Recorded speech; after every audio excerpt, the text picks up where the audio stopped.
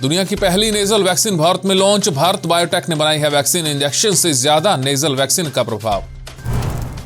इसरो कल करेगा अपने रीयूजेबल व्हीकल का ट्रायल। एक्सपेरिमेंट कामयाब हुआ तो डिफेंस में भी हो सकता है रॉकेट का इस्तेमाल। कांग्रेस ने जम्मू कश्मीर के बनिहाल में रोकी भारत जोड़ो यात्रा। सुरक्षा कम होने का दिया हवाला, सरकार से मांगी अतिरिक्त सुरक्षा। नमस्कार, मैं हूं संजय सेठी, आप देख रहे हैं जेसीडी टाइम्स।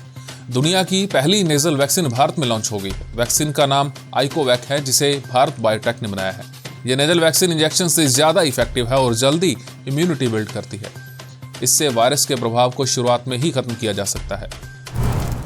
राहुल गांधी के नेतृत्व में निकाली जा रही भारत जोड़ो यात्रा जम्मू कश्मीर के बनिहाल में रोक दी गई है। कांग्रेस का आरोप है कि यात्रा में सुरक्षा नहीं मिल रही है, इस वजह से यात्रा को रोकना पड़ रहा है। कांग्रेस ने कहा है कि जब तक हमें सुरक्षा नहीं दी जाती, यात्रा का आगे बढ़ना खतरे से खाली नहीं है। इसरो कल अपने रीयूजेबल लॉन्च व्हीकल का लैंडिंग एक्सपेरिमेंट करने जा रहा है। अगर ये ऑटोमेटिक लैंडिंग कामयाब होती है तो भारत अंतरिक्ष में न सिर्फ सैटेलाइट लॉन्च कर पाएगा, बल्कि भारत अपने आसमान की सुरक्षा में भी एक कदम आगे बढ़ जाएगा। इससे सैटेलाइट लॉन्च करने के अलावा सैटेलाइट अटैक भी लॉन्च किया जा सकेगा। अमेरिकी सेना ने एक अभियान के तहत उत्तरी सोमालिया में इस्लामिक स्टेट के एक सीनियर लीडर बिलाल अल सुदानी समेत उसके 10 सहयोगियों को मार गिराया है। बिलाल अल सुदानी ने पूरे अफ्रीका और महाद्वीप के साथ ISIS के विस्तार और दूसरी गतिविधियों को अंजाम देने की योजना बनाई थी। हर तरफ से संकटों से घिरे पाकिस्तान के लिए अमेरिका ने एक राहत दी है। अमेरिका ने कहा है कि पाकिस्तान रियायती दरों पर रूस से तेल खरीद सकता है। अमेरिका ने संकेत दिए हैं कि रूस से तेल खरीदने को लेकर वो पाकिस्तान के खिलाफ कोई कार्रवाई नहीं करेगा। हालांकि रूस उसे तेल देगा या नहीं, ये साफ नहीं हो पाया है। पाकिस्तान की आर्थिक बदहाली की मार वहां के लोगों के शरीर और मानसिक सेहत पर भी पड़ रही है। बेरोजगारी और गरीबी से परेशान एक शख्स ने अपनी 3 बेटियों को जहर दे दिया और खुद भी जहर खा लिया। इस घटना में शख्स की एक बेटी की जान भी चली गई। ऐसी कई घटनाएं अब पाकिस्तान से सामने आ रही हैं। यूएनओ की deputy secretary general Amina Mohammed ने मुस्लिम देशों से अपील की है कि वो तालिबान को 13वीं सदी से बाहर निकालकर 21वीं सदी में प्रवेश करवाने में मदद करें। उन्होंने कहा है कि तालिबान में महिला सुरक्षा के नाम पर उनका उत्पीड़न हो रहा है। ब्रिटेन की ऋषि सुनक सरकार भारतीय युवाओं को जल्द ही एक बड़ा झटका दे सकती है।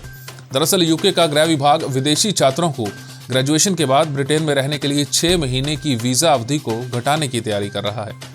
अगर ऐसा होता है तो इसका असर काफी संख्या में भारतीय युवाओं पर देखने को मिल सकता है। अब बात आज के इतिहास की। एडिसन ने कई सालों की कड़ी मेहनत और हजारों प्रयासों में नाकाम होने के बाद आखिरकार दुनिया को बिजली के बल्ब के आविष्कार का तोहफा दिया था। कहा जाता है कि एडिसन ने बल्ब का फिलामेंट बनाने के लिए 2000 अलग अलग सामानों को आजमाया था। थॉमस एडिसन ने आज ही के दिन 142 साल पहले यानी कि 27 जनवरी 1880 को बिजली के बल्ब का पेटेंट करवाया था। थॉमस एडिसन का जन्म 11 फरवरी 1847 को अमेरिका के मिलान में हुआ था। पढ़ाई में कमजोर एडिसन ने 10 साल की उम्र में ही अपने घर में एक लैब बना ली थी। एक बार जब एडिसन स्कूल में थे तो उन्हें टीचर ने एक नोट दिया और कहा कि इसे जाकर अपनी माँ को दे देना। एडिसन ने जब वो नोट अपनी माँ नैन्सी मैथ्यू इलियट को दिया तो उसे पढ़कर वो रोने लगी। एडिसन ने माँ से रोने की वजह पूछी तो उन्होंने मुस्कुराते हुए कहा कि यह खुशी के आंसू हैं, क्योंकि इस नोट में लिखा है कि आपका बेटा बहुत बुद्धिमान है और हमारा स्कूल निचले स्तर का है। साथ ही हमारे टीचर्स भी इतने काबिल नहीं है कि वो इसको पढ़ा पाएं, इसलिए इसे आप खुद पढ़ाएं। एडिसन ये सुनकर बहुत खुश हुए और घर पर ही अपनी माँ से पढ़ने लगे।